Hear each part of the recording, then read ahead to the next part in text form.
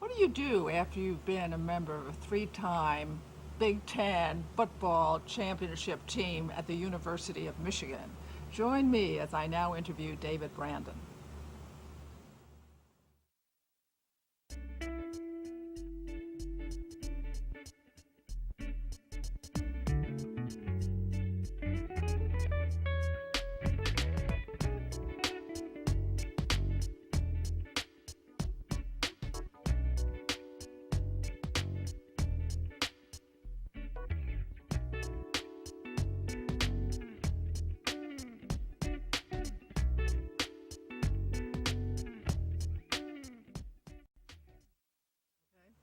Hello, I'm Junia Doan, and this is Uncommon Sense with Junia. Thank you so very much for watching today.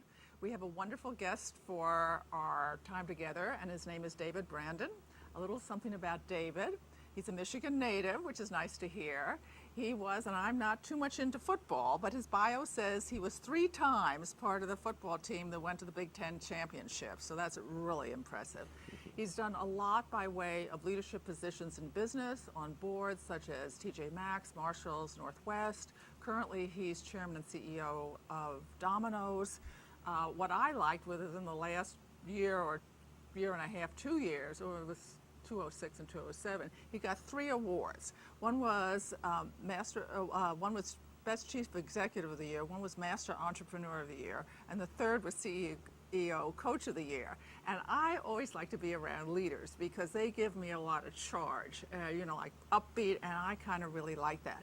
The other thing you should know, he's with the regent on the University of Michigan board, which is an elected position, and he is now entitled to call himself Regent Emeritus. So welcome, David. Thank you, Junia. It's great to be here. Thank you. I've always imagined, and in my life, that the leader of any group, whether it's Domino's or a volunteer group or anything, sort of sets the tone, is the personality that sort of frames the enterprise. What would you say is the personality of Domino's that you would like to have, or is, or what part of you? Well, I've always felt that organizations kind of follow the lead of the leader. The leader sets the tone, kind of creates the culture and the expectations. And that's what I try to do at Domino's. I really try to, first of all, make sure that the team that I have embraces the values and the principles and the goals that I have for the organization. So you got to have the right people on the team.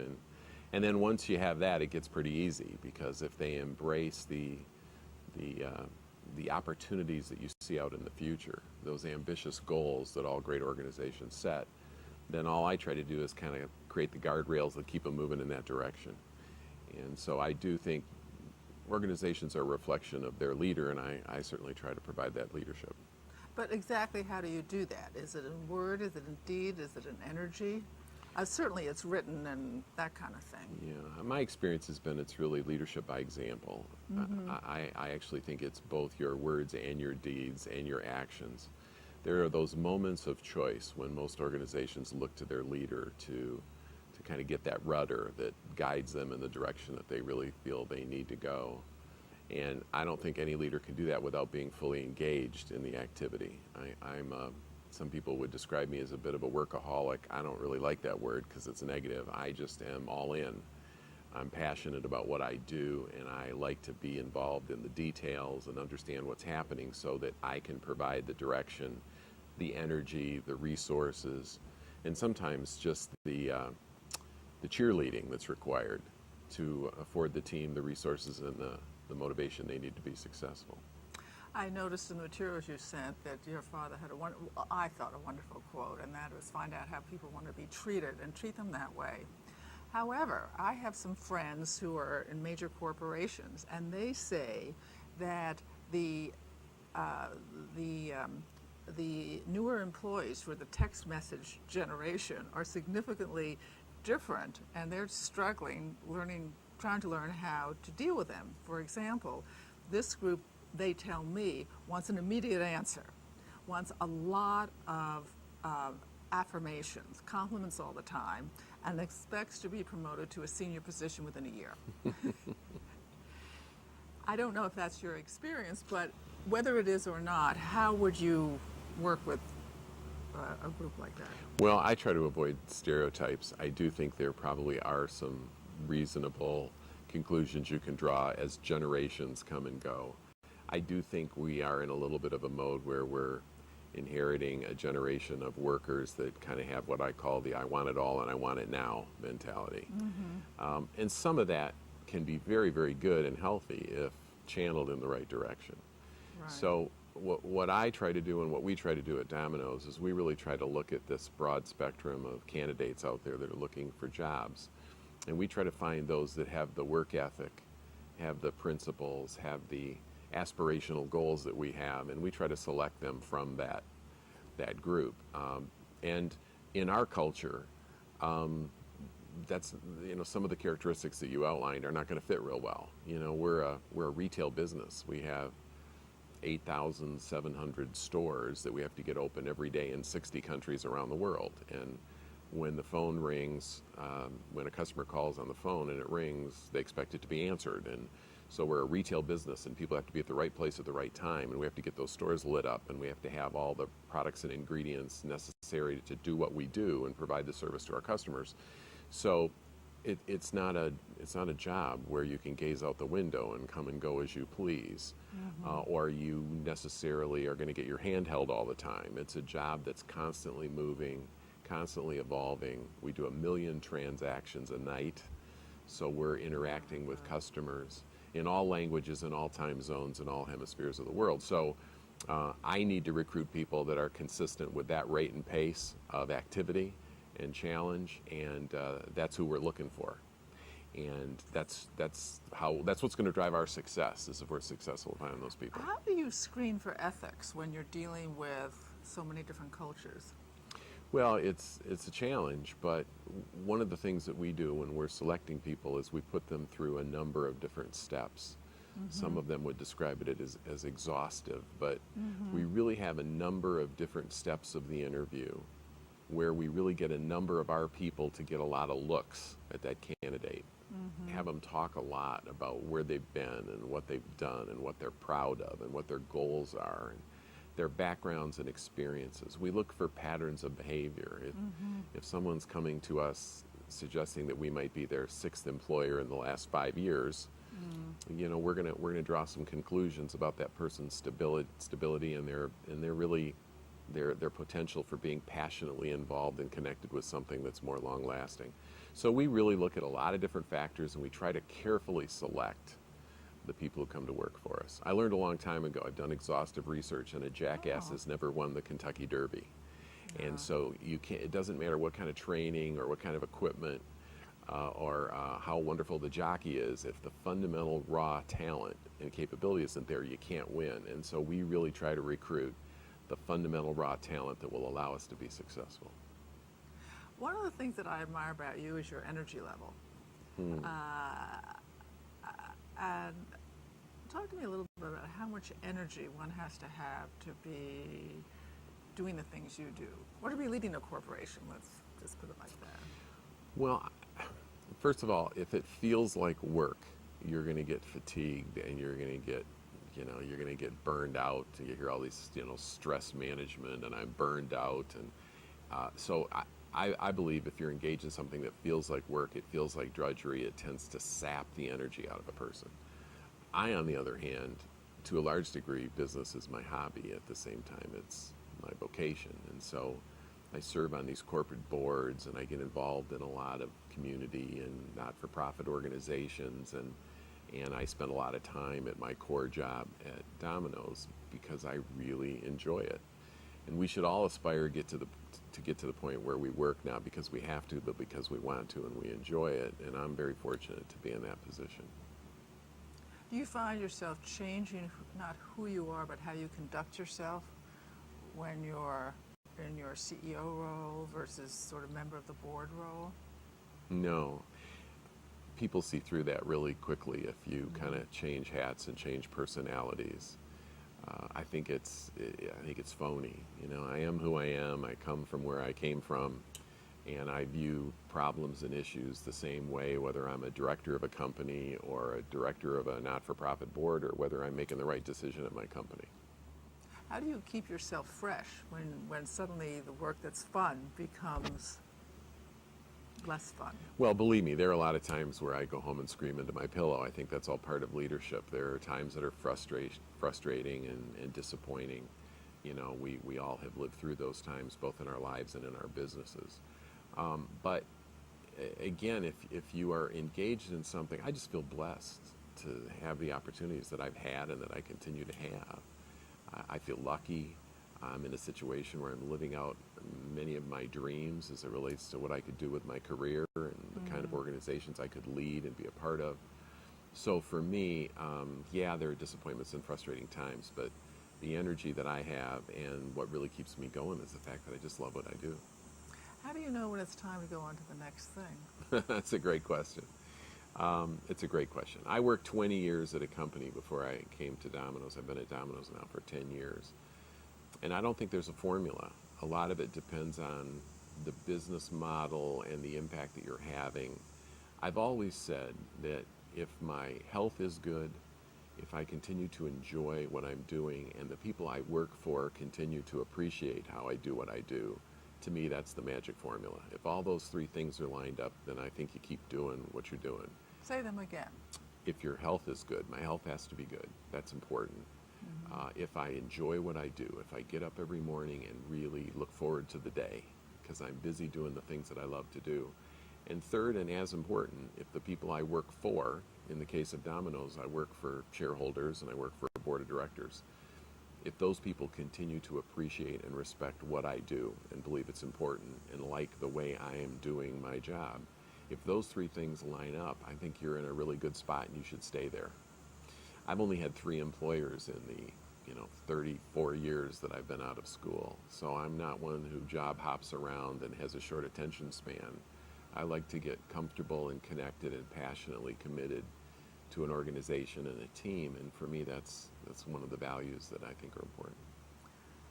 When you're in a group or with someone, what do you listen for?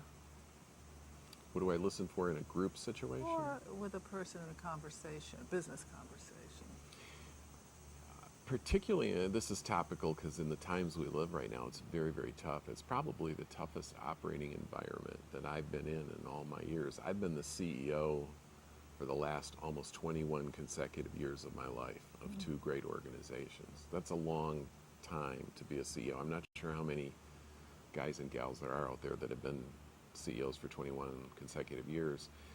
And so when I say it's the toughest environment, it says a lot. But the commodity market pressures and the whole fuel and the economy and all the uncertainty politically and all the things that are happening make this a very, very tough time. So I go to a lot of meetings where what I'm really listening for is who's whining and who's making excuses and who wants to focus on all of the external factors that we cannot control. And those are the people that I put in one category. They're the whiner category. The people that I really want to respect, listen to, promote, and work with are the people who say, I can't do anything about those factors that I can't control. I want to focus on the things I can control. And here's some of the things we can do better that we can control. Internal factors that we have managerial control over. I want to focus on those and get better. Those are the people that I really listen to and believe that are going to be the best stewards of our company in the difficult times that we're navigating through. Do you find yourself asking different questions of yourself now in these times? Well, I think it's a challenging time for all leaders because I'm a winner. You mentioned I was a part of 3 Big Ten championship football teams as a kid, and I went to work for a great company and got promoted a bunch of times. I went to work for another company and ran it for the last 10 years I was there, and we achieved a tremendous number of our goals. And I come to Domino's, and we've had year after year after year of success. And all of a sudden, you get into one of these periods where just everything is hard and everything is tough. So I just was meeting with a group of our team members yesterday, a large group of them, and I was reflecting on kind of the challenges that were before us. And one of the things that I urge them to remember is we can't lose our confidence. You know, we didn't wake up one day and forget how to do our jobs, or we didn't wake up one day and decide to be lazy, or we didn't wake up one day and lose our goal orientation. We just woke up one day and there were a lot of factors that became very difficult that made our jobs harder. We can't doubt ourselves. We can't start finger pointing and blaming. What we have to do is come closer together, focus on those things we can control, and do the best we can. Good for you. That is really good.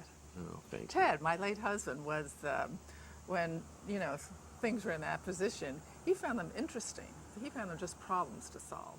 No, I think that's right. And I learned that from him. So when things get complicated for me, just view it that way and keep it going. Well, you know, in my youth, I played football, and I was the quarterback.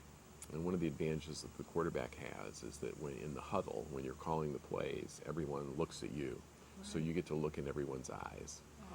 And what was really interesting for me, it was kind of a study of human behavior, is when your team's 4 touchdowns ahead with 3 minutes left in the game, you look in everybody's eyes and everybody's happy and everybody's confident and everybody feels good about one another. Everybody's hugging because times are good, and it's easy to feel good about yourself when times are good. The real study of character for me is when you're behind by 2 touchdowns with a couple of minutes to go, and then you look into their eyes, and then you start to see who the real winners are. Because some eyes reflect back at you and say, I give up, this is too hard. And some eyes look back at you and say, hey, this is why we're here, we can do this. And it sounds like that's exactly the way your husband was, and that's how all great business leaders are. Yeah, it's really... But you don't have to be a business leader to live that way. I'm saying I learned that from me. I'm not a CEO of anything except what I want to do, and I live that way. And I encourage all people who touch my life to take that on, that attitude, especially when they hit a hard period. That's right. What are you thinking about? I always like to ask myself questions because I like to surprise myself. And what surprises you? What surprises me about business or about personal life?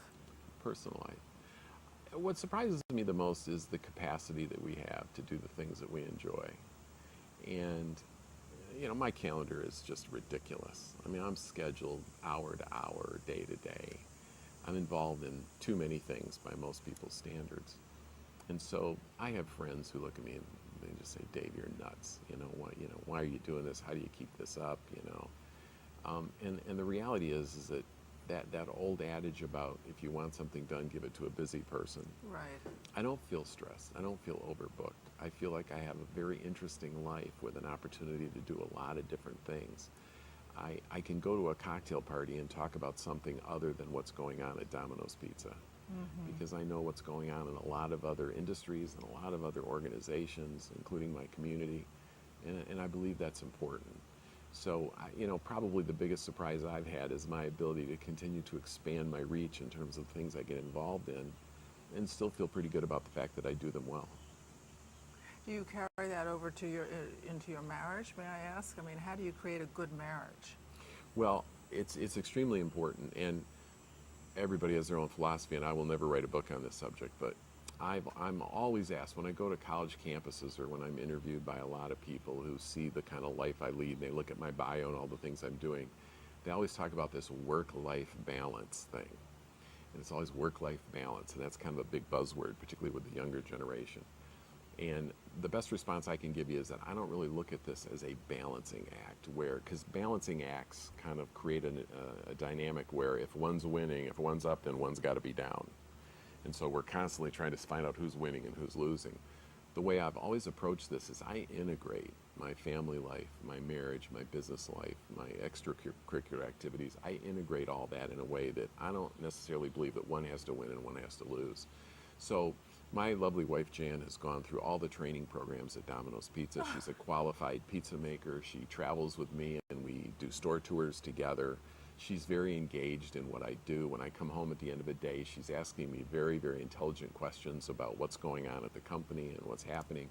She's not disconnected. She's not feeling like that's one part of my life that she shut off to, and she's in another compartment of my life. It's all integrated. It was the same way with my kids, who are all now kind of out making their own way, but At ages 11 and 12, I had my sons in business suits attending investor conferences in New York, sitting in the back of the room, understanding what their dad did for a living and why he worked so hard and what his responsibilities were. And they grew up knowing that, yeah, Dad sacrifices a lot and there are times he's traveling and he's away, but we know what he's doing, we know why it's important, and we've also seen all the benefits that come from that. So that integration, that ability to kind of bring it all together and have everybody participate in all the things that are going on, to me, is the best approach. At least it's worked the best for me. Do you think you have a lot of personal self-discipline? I have to. Because I'm so tightly scheduled and because I have so many things going on. And I'll leave here today and I'll go to the 4th city I've been in today. And so I'm on the move and I'm doing a lot of things. And in order to make that all happen at the quality level that I think is important, I have to be very disciplined. Thank you, David. Well, we certainly learned a lot from David today, didn't we? One, personality is applicable to your company. It's always very good to provide the future and keep the guardrails going in place. It's very important to screen your candidates, generally by multiple interviews. It's good to view work as fun, and the way you know that is you enjoy getting up in the morning to do it. And the 3 things that drive continuity in a place is health, desire, and do people still want you? Is that fair? Yeah, that's very fair. But it's always important to know that in any group and to listen for the people who will get sidetracked and derailed by extraneous outside events, and stick with and go for and work with the people who are solution oriented and deal with the things they can do, because this is one of the really tough periods, but it's not the only tough period in the history of mankind. So we have to learn and relearn this over and over and over again, and it's true in a business sense, it's true in a personal sense, it's true for all of us. And I really kind of like that. What I like about David particularly, I like a lot about him, but what I liked about what he had to say is that he made room, he gave value to his family by including them in his work now. And I presume that they make room for him by including them in their lives as well. But the upbeat attitude of inclusion, communication, is very useful, whether it's personal relationships, whether it's in business, with my wonderful crew here, all very necessary. So I leave you with this wonderful conclusion about David.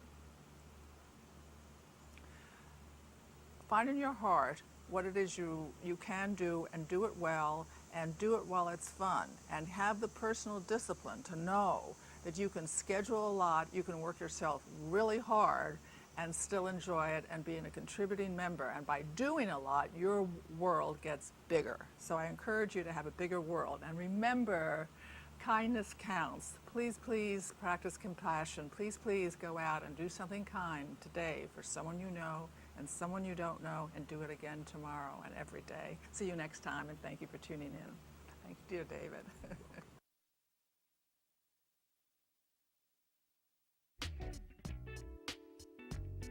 To contact Junia, send her an email at info@juniadome.com. For more information, program schedules, and news about future guests, go to www.juniadome.com.